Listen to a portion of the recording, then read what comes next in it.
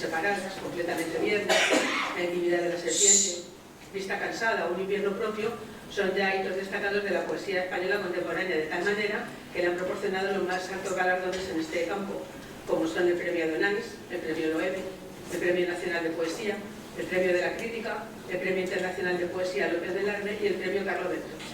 Pero además Luis es autor de varios ensayos, de innumerables artículos periodísticos, adaptaciones teatrales y de novelas tan importantes como Mañana no será lo que Dios quiera, que le aportó el premio, bueno, la consideración del libro del año del Gremio de Libreros de Madrid, No me cuentes tu vida y a quien dice tu nombre. Pero para profundizar en la figura de Luis y sobre todo en la de su mujer, la obra que nos trae aquí esta tarde, 1 año y 3 meses, contamos con la presencia de Carmen Teira, a la que le cedo la palabra. Gracias, Carmen.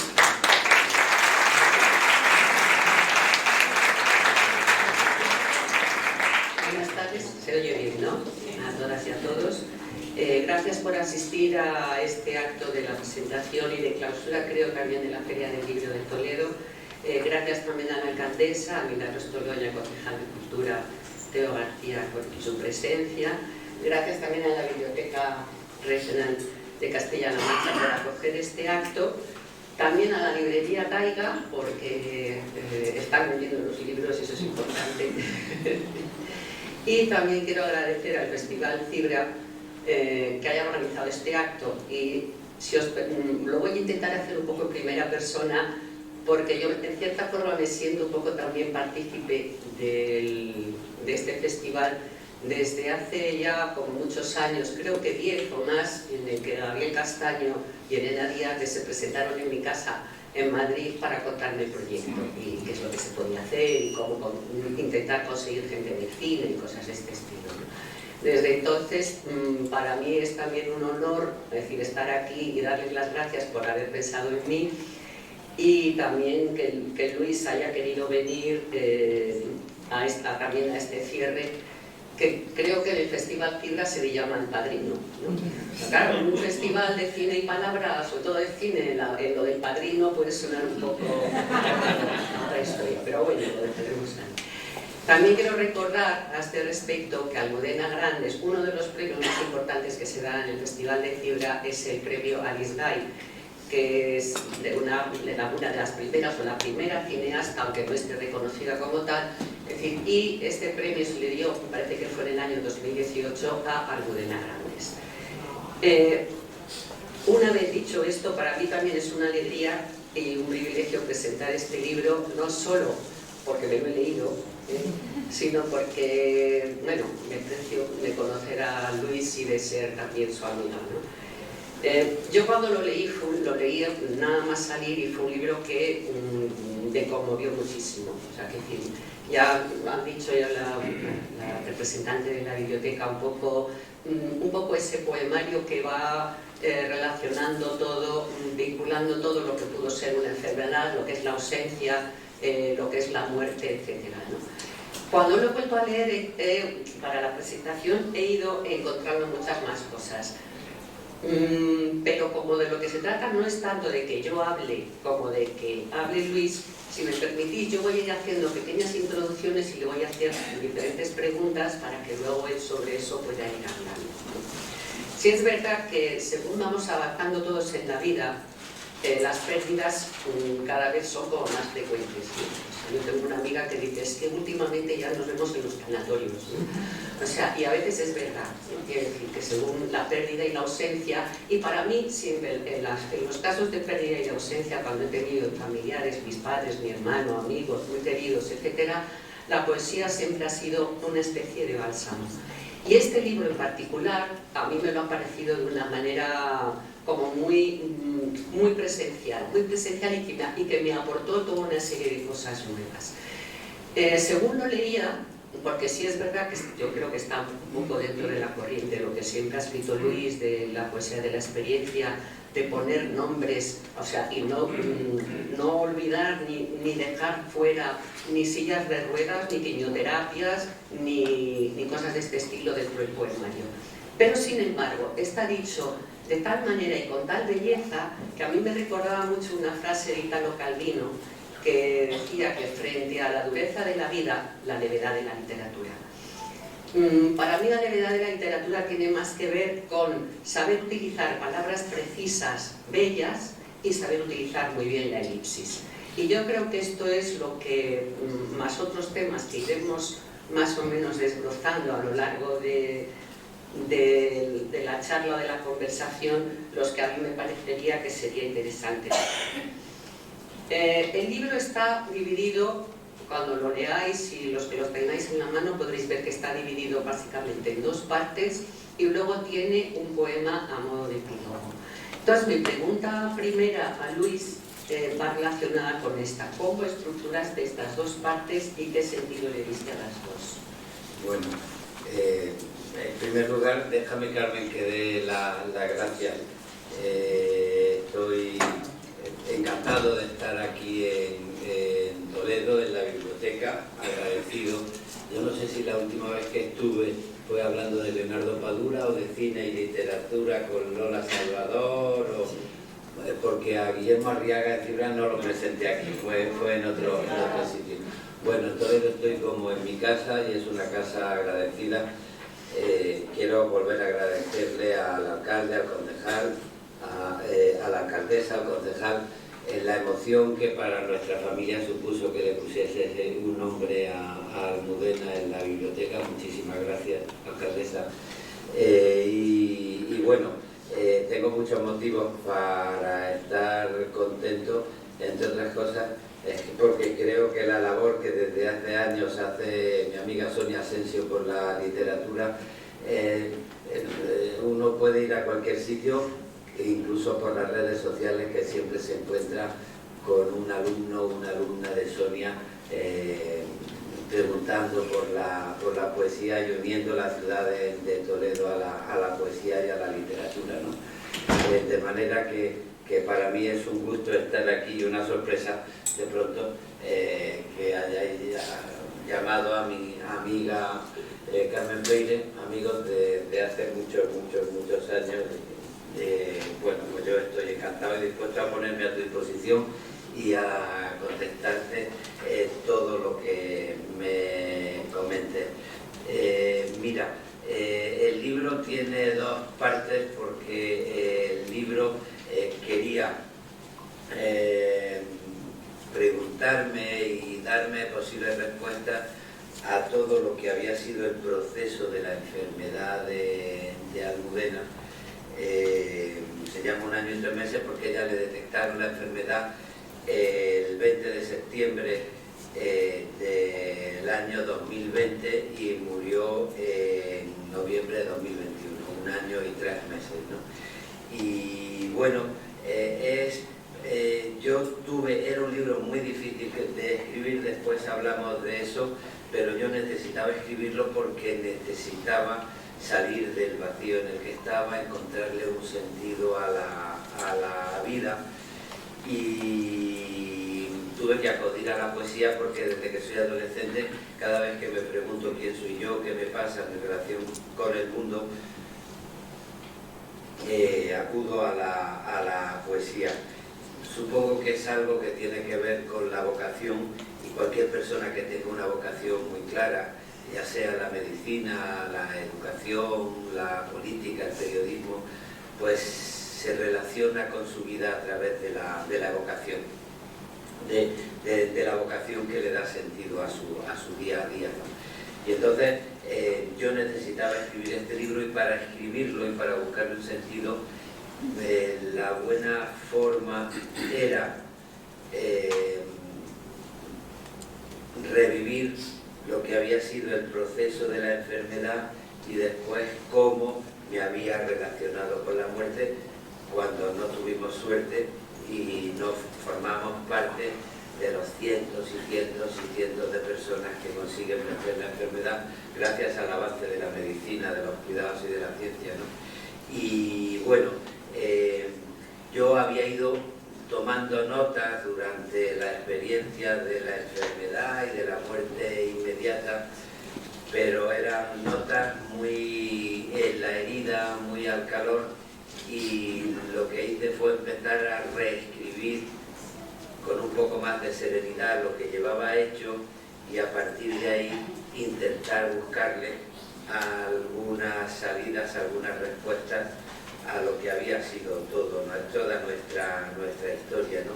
Y pensé, por una parte, contar la enfermedad, lo que había sido la experiencia de la enfermedad, el acudir a los hospitales, el agradecer la atención que habíamos recibido en la sanidad pública.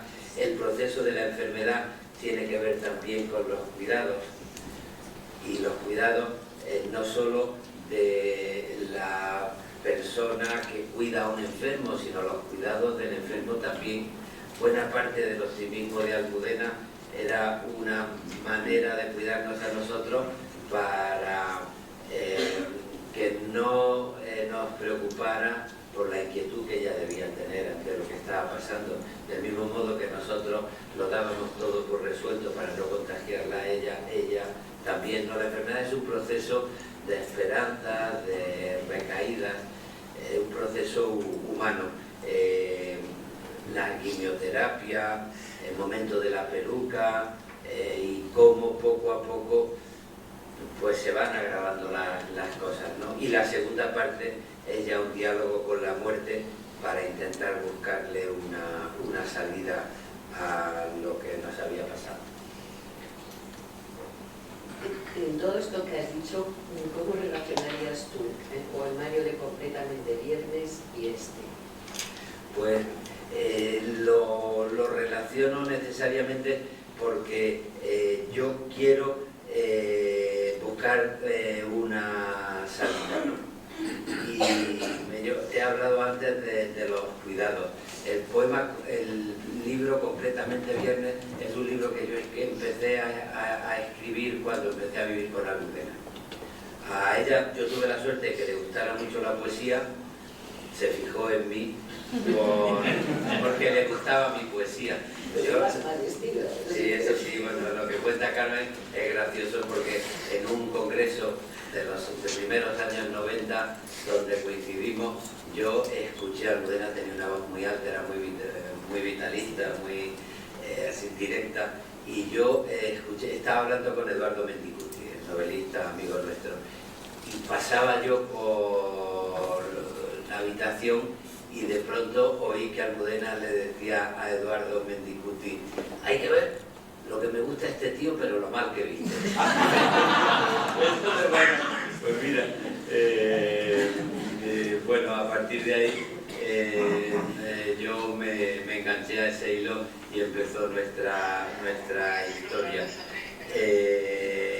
Y yo, como le gustaba mucho la poesía, empecé a escribir poemas al calor de nuestra historia y después le mandaba a casa un libro de algún amigo, Ángel González, Gloria Fuerte, Joan Margarit, que le pedía yo que se lo dedicaran, y llegaba dedicado, pero en las páginas en blanco que hay al final yo iba añadiendo un poema que le había escrito a ella.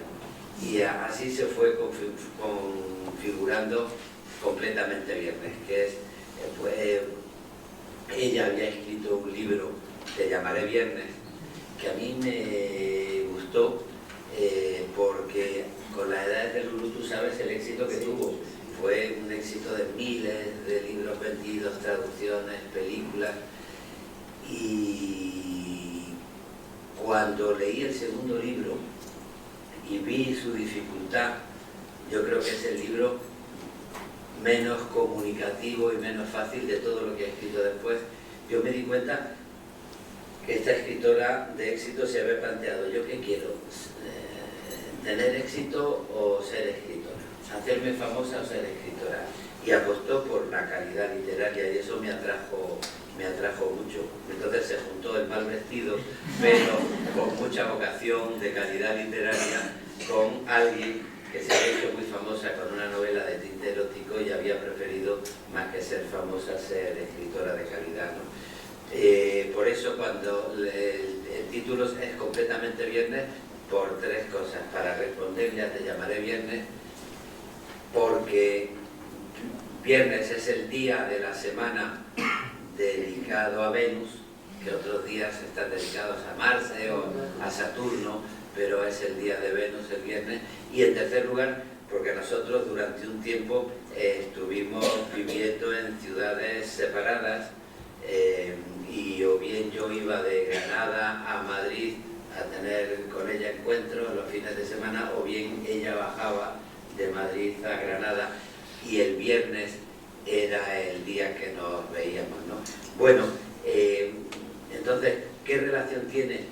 Pues fíjate, cuando uno necesita buscarle respuestas a las cosas de respuesta difícil, las cosas que tienen poco nombre, pues empieza por decir, si una pérdida duele tanto, es porque uno ha tenido la suerte de compartir durante años y décadas algo que ha valido mucho.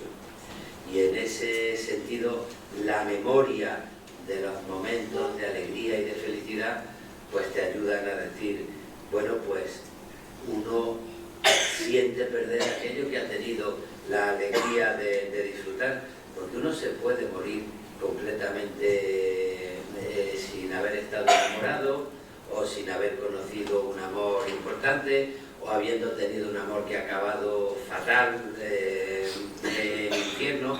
Y entonces el haber podido llegar hasta el final, pues tiene que ver con el amor.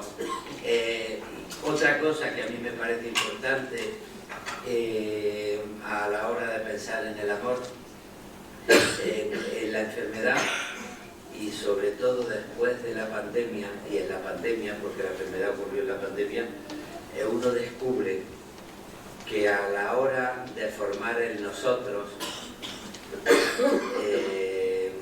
es mucho más importante la conciencia de vulnerabilidad que el deseo de predominio o de dominación.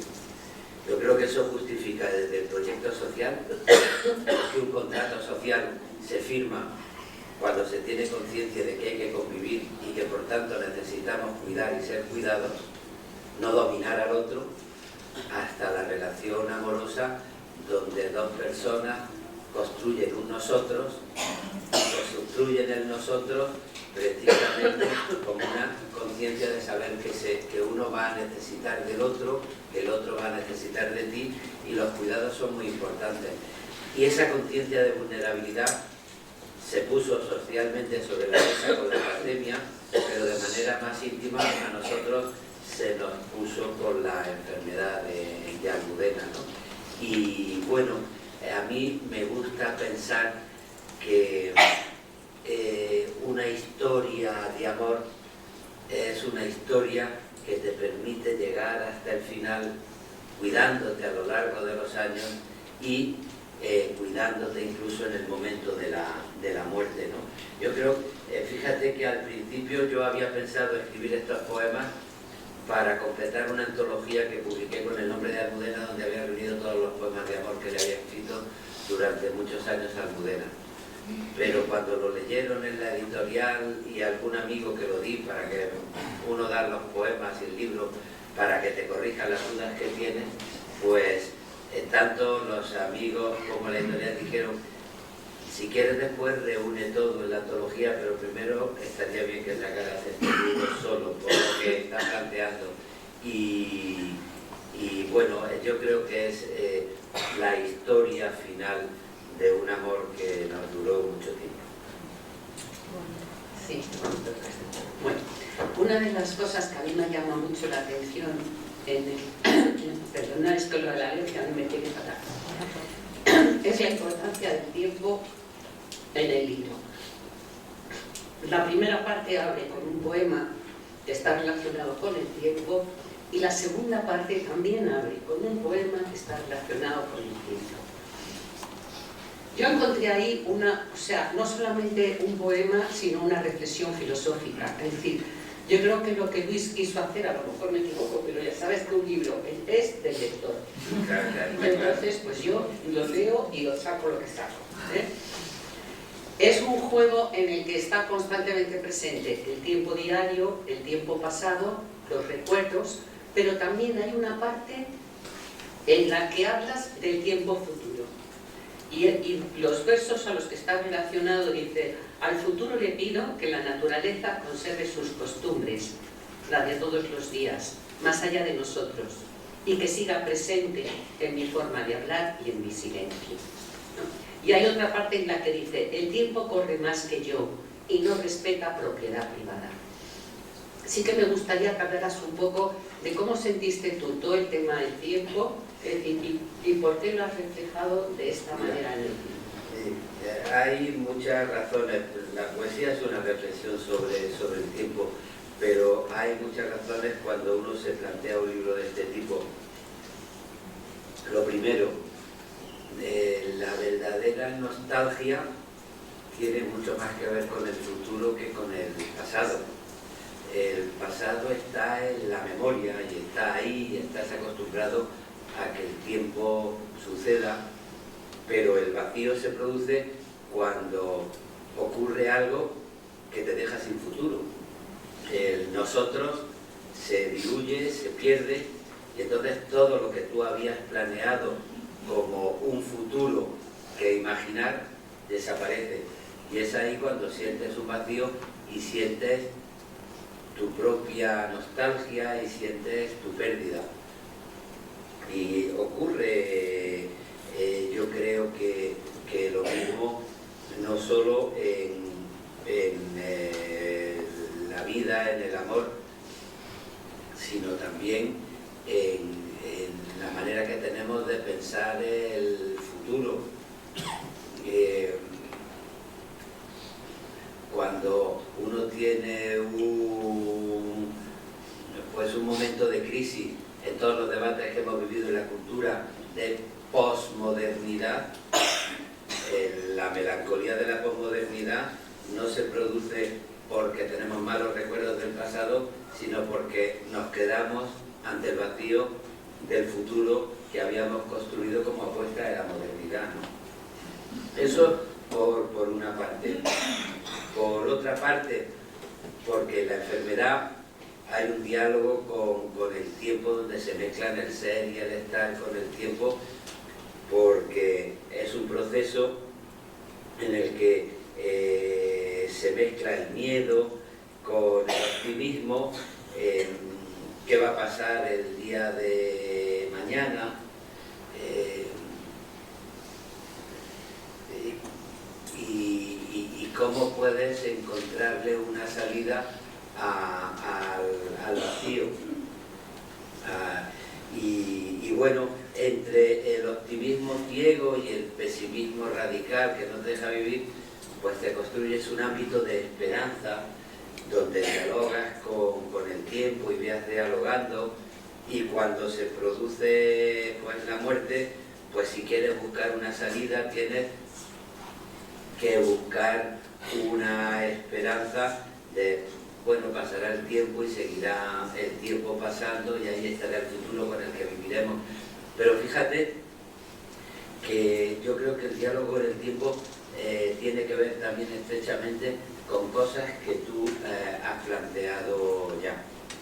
Y después te cuento una anécdota que tiene que ver con el tiempo y con la búsqueda de salida del final del libro.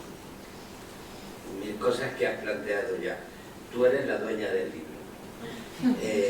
Así es, digamos, fijaros que cualquier artista tiene que responder a su propia realidad, a su propia sensación, a su yo biográfico, pero si en el poema lo único que hay es un yo biográfico, el poema no funciona como obra de arte, no funciona como poema. Si yo escribo un poema de amor, no me interesa que nadie diga, hoy lo que quería a su novia. Lo que me interesa es que alguien, un lector, haga lo que ha hecho Carmen. Es decir, yo soy la dueña del libro, he entrado en el libro ha sido hospitalario, y de lo que habla es de mí, de mi experiencia sobre el amor, sobre la pérdida, sobre todo, ¿no? Y para eso es muy, muy importante pasar de un yo biográfico a un yo que permita dialogar no ya con mi propio dolor, sino con la condición humana, lo que significa el amor, la muerte, el dolor para la condición humana. Y yo te hablaba antes de la vocación, y en el diálogo con el tiempo, fíjate que es un diálogo donde es presente un diálogo con el arcipreste de Ita, con Jorge Manrique, con Quevedo, con Rosalía de Castro, con muchos poetas. ¿Por qué? Porque es lo que yo tenía a mano, la literatura, y es lo que a mí me permitía salir de mi yo biográfico para acercarme a la experiencia humana, que me enseñó el arcipreste cuando yo leí Las maldiciones contra la muerte porque había fallecido la Trotaconventos, o qué me enseñó y me hizo pensar Jorge Manrique cuando escribió sobre la nostalgia de su padre, o distintos poetas hasta llegar a Margarita. Bueno, pues es un diálogo también con el tiempo, que deja de ser un tiempo personal para ser un tiempo colectivo. Yo hablaba antes de los cuidados y del contrato social. Yo creo que María Zambrano acertó al decir que en realidad la vocación de los escritores es hacer comunidad. Creo que sales de la propia experiencia individual y lo que quieres es hacer un pacto, una comunidad con el nosotros, que tiene que ver con el amor, pero tiene que ver con la literatura, con que de pronto lo que yo escriba tú lo puedas vivir en primera persona, no como un acta notarial mía. Y eso es lo que le da un poco una dimensión también social al libro, ¿no? En época de sálvese quien pueda, yo a lo mío, en época de destrucción de la sanidad pública, en época del último que apague la luz, y en época también de querer silenciar lo que significa el dolor, lo que significa la muerte, lo que significa la pérdida, lo que significan las imperfecciones, lo que significa pues la dureza de la realidad. Pues la literatura, cuando dialogas con el arcipreste, con Rosalía Castro, estás intentando hacer comunidad, que es lo que yo he aprendido de una experiencia que no es solo mía, sino que trasciende y es de la condición humana, ¿no? Y bueno, ese es el nosotros y ese es el diálogo con el tiempo, con el pasado, que se convierte en el futuro también. Lo que te puede dar una salida es que de pronto pues te acuerdas de que Antonio Machado, después de haber perdido a Leonor, pues un día paseando por los campos de Soria, pues vio de pronto que con las lluvias de abril y el mes de mayo pues habían brotado unas hojas verdes en un olmo que parecía seco, ¿no? Y entonces empiezas a aprovecharte de ese futuro también imaginado desde el pasado que nos construye como comunidad, ¿no? Te iba a contar una cosa que tiene que ver con el último poema del libro. Lleva una cita de Joan Margarit. Joan Margarit, poeta muy amigo, tuvo un cáncer muy paralelo al de Almudena, y escribió un último libro, Animal de Bosque, contando su final, el último año de su vida. Se enterró en su casa como un animal de bosque herido se entierra en un rincón del bosque para que nadie lo moleste mientras muere. Y él estuvo un año haciendo de paz con la vida, recordando las cosas buenas de la vida y dejándose cuidar y cuidando a la gente que más quería. Bueno, y a mí incluso me llamaba y como era muy irónico y muy crudo, decía: oye Luis, ya he estado en el médico, me han dado por perdido, estoy desahuciado, ya no vamos a dejar el tratamiento. Joder, qué putada. Pero bueno, para ti no, yo soy catedrático de cálculo de estructura, creo en las matemáticas. Si tienes dos personas muy íntimas afectadas, pues las estadísticas dicen que si uno se muere el otro se salva. Me muero yo, se va a salvar Almudena. Bueno, tenía esa relación con la enfermedad y con la vida, ¿no? Y fíjate que a mí me llama un día diciendo: ¿por qué no te vienes mañana a Barcelona? Que quiero despedirme de ti, porque mañana por la noche voy a empezar el tratamiento de cuidados últimos de muerte digna, y ya a partir del día siguiente voy a estar en coma hasta que, porque según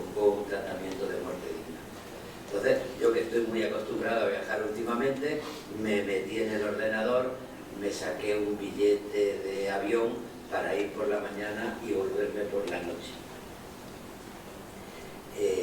Pasé el día con él, estuvimos hablando de todo, lo que importa, lo que no merece la pena, porque quería descansar, y después pues me volví al aeropuerto, y cuando fui a entrar en el avión, en el embarque, el aparato con que leen la tarjeta de embarque hizo un pitido raro y miró, y me miró sorprendido el vigilante. Me dice, me da usted una tarjeta del día 21, pero del 21 del mes que viene. Yo me había sacado un billete para el mes que viene, y eso me conmovió de tal manera, porque yo no quería despedirme de Joan, y había tenido un error. Y escribiendo este libro, en esa segunda parte que hemos hablado de la muerte, cuando estás mal, te planteas mucho, y es el sentido que yo he querido buscar poema a poema, decir, bueno, a lo mejor no hay motivos para pensar en el futuro, porque el futuro ha desaparecido, pero por lo menos hay la posibilidad de pensar en el mes que viene.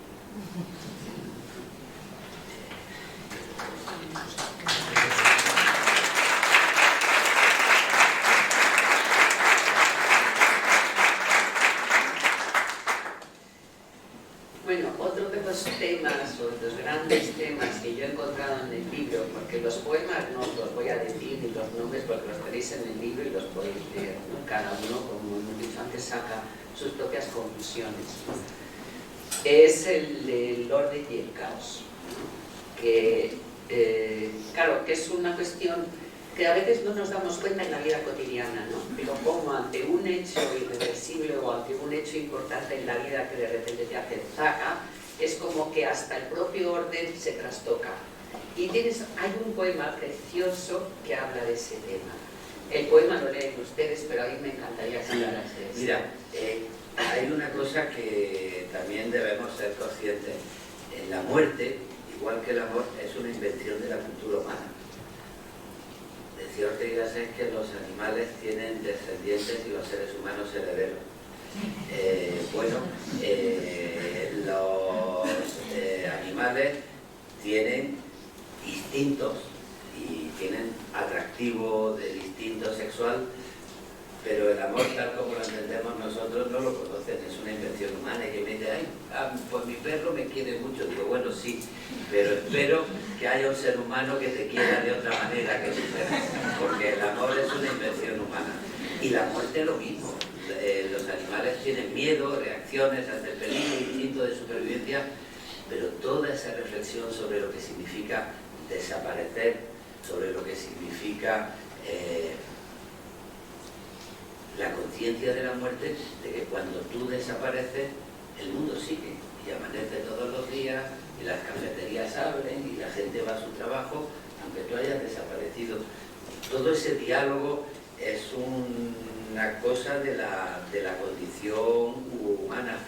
Y hay una cosa sorprendente, cuando tú ves que el mundo se te está cayendo encima y que tú estás en pleno desorden, lo que más te impresiona es que todo siga tan ordenadamente como antes, y que tú estás desapareciendo en un nosotros que desaparece, pero que todo siga con su costumbre, con su orden, con su realidad, y llega la pérdida.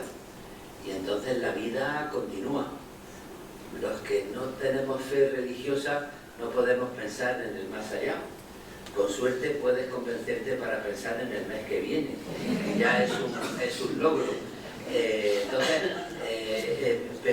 Y tú de pronto llegas y ves que todo sigue en su orden y que tienes que ir a trabajar y que pasas por la casa, y la muerte se ha convertido en una especie de animal doméstico, porque te hace compañía, pero con las cosas ordenadas. Tú pasas por una habitación que está ordenada pero antes el ordenador estaba siempre encendido y ahora está apagado.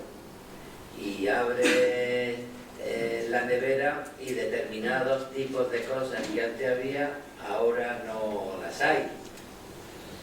Porque yo, aparte de mal vestido, soy un mal comedor y me gustan poco las verduras, y entonces sí hay muchos dulces en casa, pero antes pues había mucha verdura en la nevera y ahora hay poca, ¿no? O entras en el cuarto de baño y en vez de 2 toallas en la percha hay una sola, y ves que todo está ordenado, pero que tu vida es un completo desorden porque te falta lo que era la normalidad. Y bueno, yo digo que la muerte es un animal doméstico porque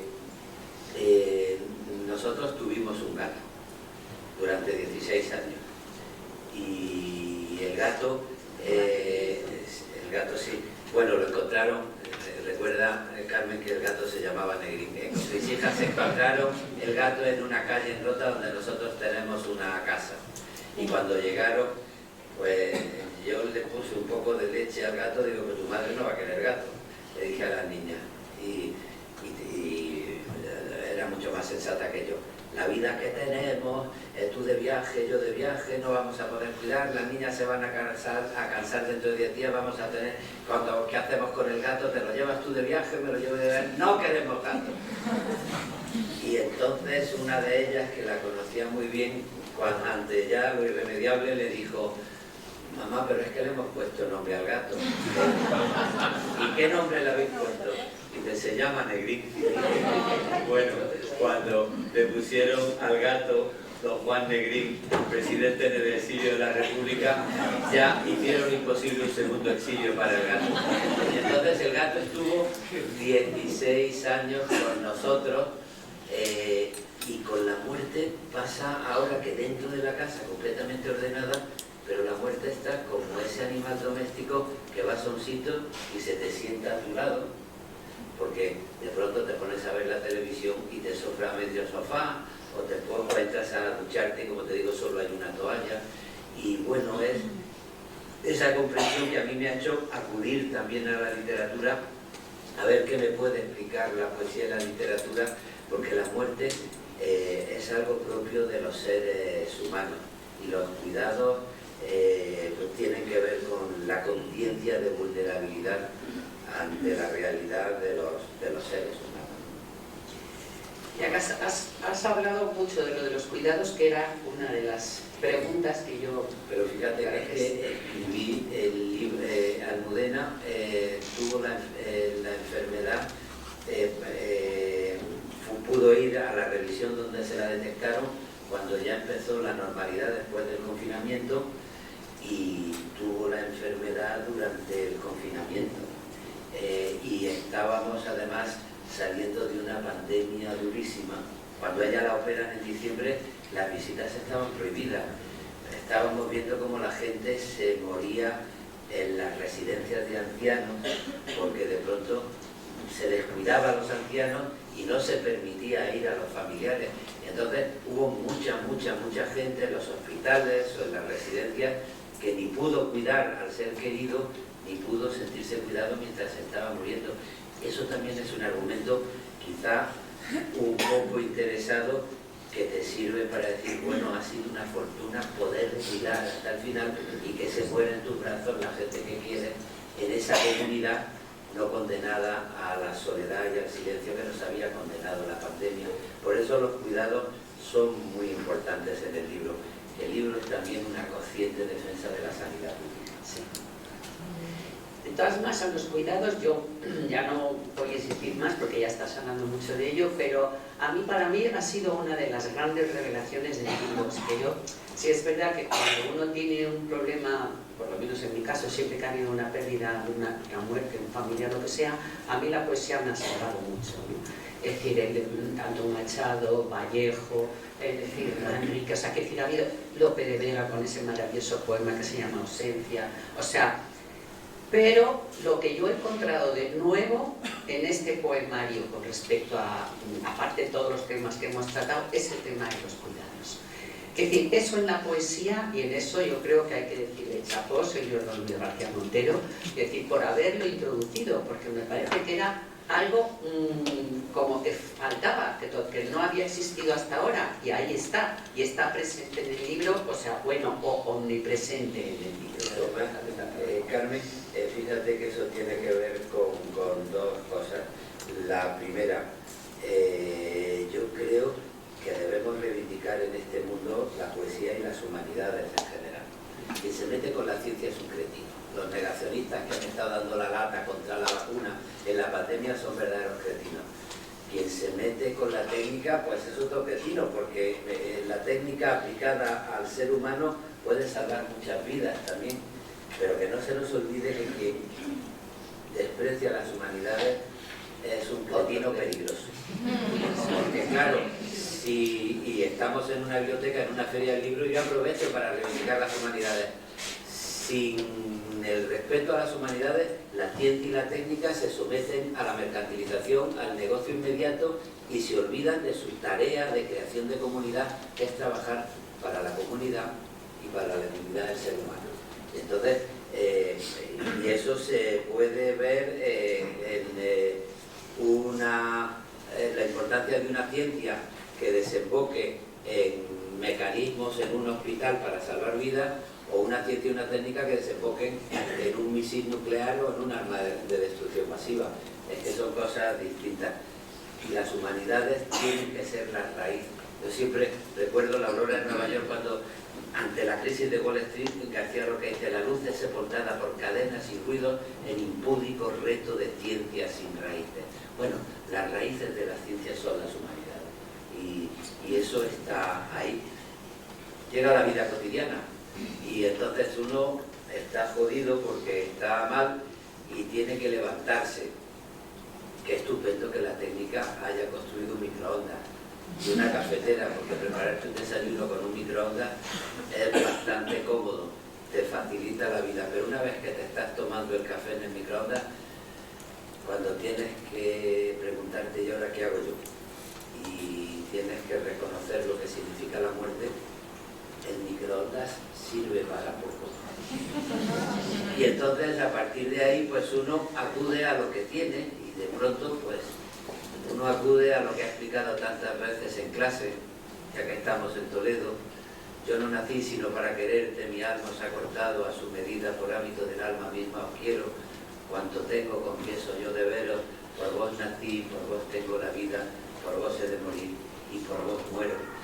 Y descubres de pronto que una razón fundamental de la vida es el amor, y que a lo mejor la manera de enfrentarte a la muerte es valorar la suerte de haber vivido un amor, y acudes a Garcilaso, como acudes a Joan Margarit, o acudes a Sor Juana Inés, ¿no?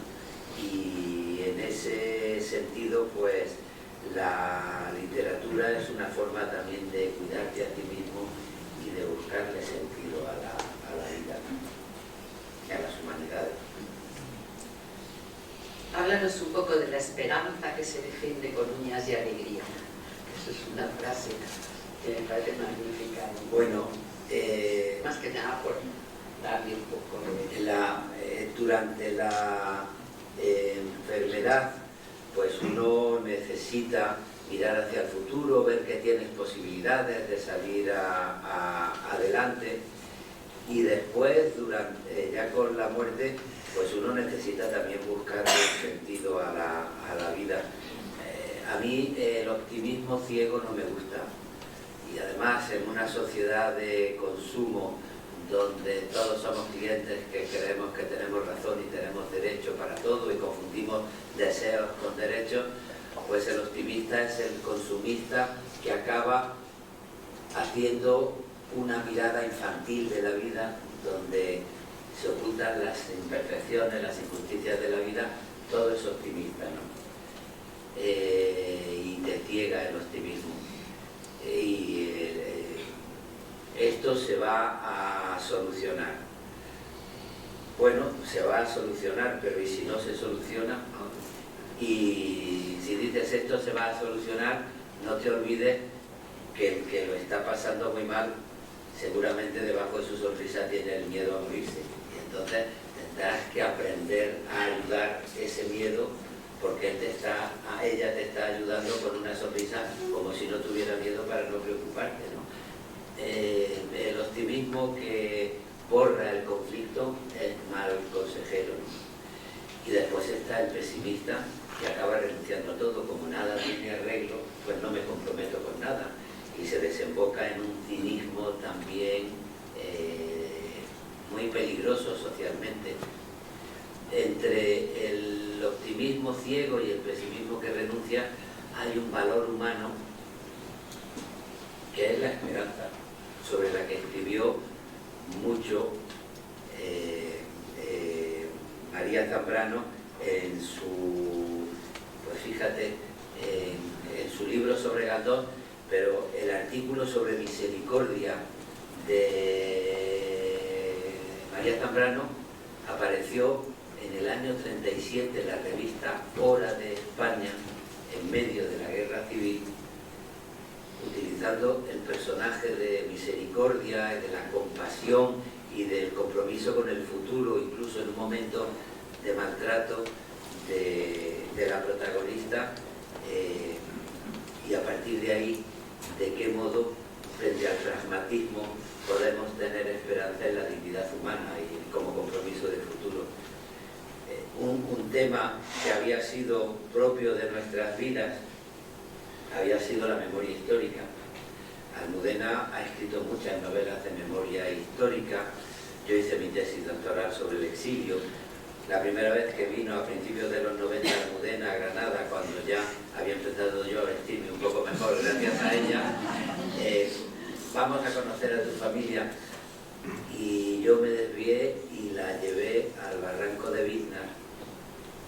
Y un poema de Completamente Viernes cuenta eso, para enseñarle dónde estaba enterrado García Lorca junto a otros 2.500 republicanos ejecutados en ese campo de exterminio que fue el barranco de Biznar. Y le enseñé a mi familia, le enseñé a los que son parte de mis muertos, ¿no? Bueno, entre otras cosas, esa experiencia también te ayuda cuando quieres consolarte, porque uno sabe que la muerte no existe, que la memoria te sigue haciendo convivir con aquello que ya no está a tu lado, ¿no? Y bueno, ahí está la esperanza. Y cuando íbamos a la consulta, ya hubo un momento que Almudena tuvo que ir a urgencias, pero no quiso quedarse porque el médico quería hospitalizarla, y ella tuvo la sospecha que si se hospitalizaba ya no salía, y nos obligó a ir a que no se quedaba allí, y nos fuimos a la casa, cogimos un taxi y nos fuimos a la casa. Y cruzando esa noche Madrid,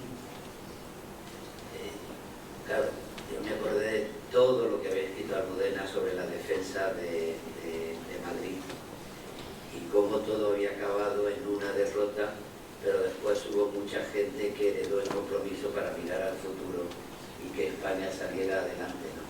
Y me equivoqué de postura, y estuve entre el optimismo y el pesimismo, porque son momentos que se conmueven, pero con un poco de serenidad decidí apostar por la esperanza, apoyado por un poeta también, maestro nuestro que tú conociste, es Ángel González. Su hermano murió ejecutado, su otro hermano murió en el exilio, su madre y su hermana fueron castigadas, pero él se comprometió con el futuro y tiene una frase maravillosa que es: hay que aprender a perder para no darse por vencido. Bueno, pues la esperanza tiene que ver con aquella gente humana que no renuncia a su conciencia, a sus convicciones, a su apuesta por la vida, y que asume una derrota pero no se da por vencido.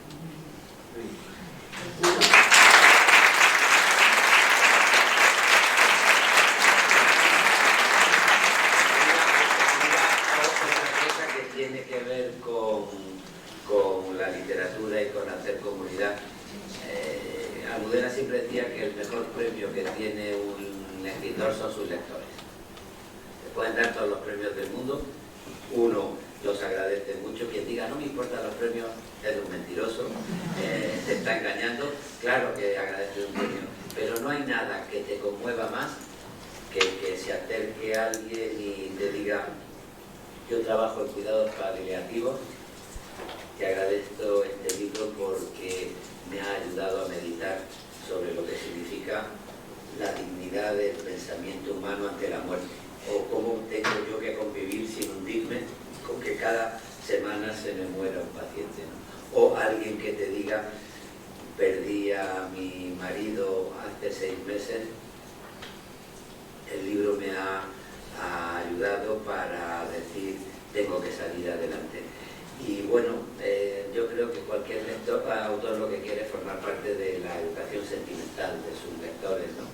Y este libro, que me costó mucho escribirlo, ahora me alegro de haberlo escrito y de haberlo publicado, porque hay mucha gente que me habla de su muerte, de su pérdida, de su trabajo, de su relación con el cáncer, de la alegría que ha tenido porque después de estar muy enfermo ha superado la enfermedad.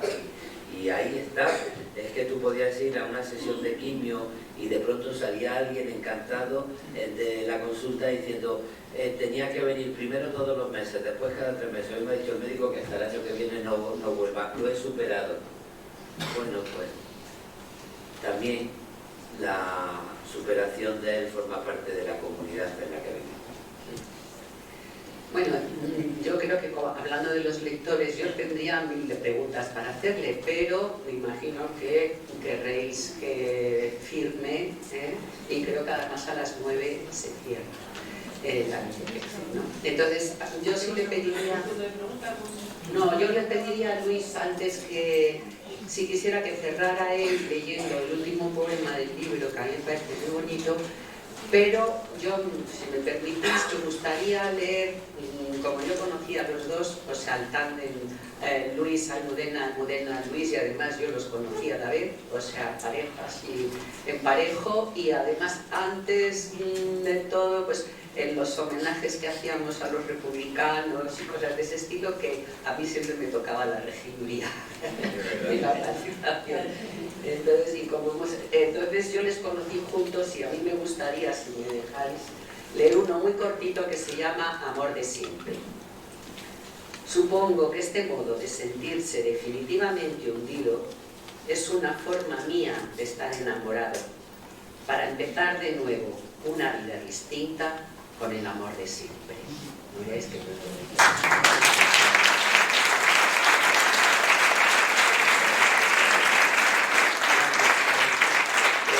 Creo, el último entonces. Sí, yo creo que sí, porque para mí el último lo que intenta hacer es como un compendio de todo el libro. O sea, es como buscar la posibilidad de salida después de haber estado pues meditando sobre la enfermedad. Lleva los 3 versos de Joan Mangarí, a los que aludía antes. Son versos de su último libro, cuando ya estaba muriendo, y dice: te los ofrezco y acabando este año que para mí ya está entre los que fueron los más felices de mi vida. Yo quise en el poema contestarme si a la hora de la muerte, bueno, me basé de una imagen maravillosa de Gustavo Adolfo Bécquer, que en una catástrofe también dice: el muerto sigue en pie, porque cuando se hunde la enfermedad o nosotros, hay 2 muertos. Lo que pasa es que uno se entierra y otro sigue en pie. Y yo quise responderle a Joan a ver si el muerto que sigue en pie puede llegar a la misma conclusión de lo que significan los cuidados, la suerte del amor, el hacer las paces con la vida y el recuperar un diálogo por lo menos con el mes que viene, ¿no? Y bueno, solo cuento una cosa para que se entienda. Almudena se operó el 28-29 de diciembre de 2020. La noche de fin de año estaba hospitalizada en el confinamiento. Yo me hice hice pasar por médico, rompí el confinamiento, lo cual para mí fue un gesto de mucha fuerza porque yo soy muy respetuoso con las instituciones y defiendo mucho lo que se hizo con el confinamiento, pero necesité pasar la noche de fin de año con Almudena, me colé en la habitación y eso aparece en el poema y por eso lo aclaro. 1 año y 3 meses. Como las narraciones de la lluvia o los cuadernos de bitácora, tuvo la enfermedad sus argumentos.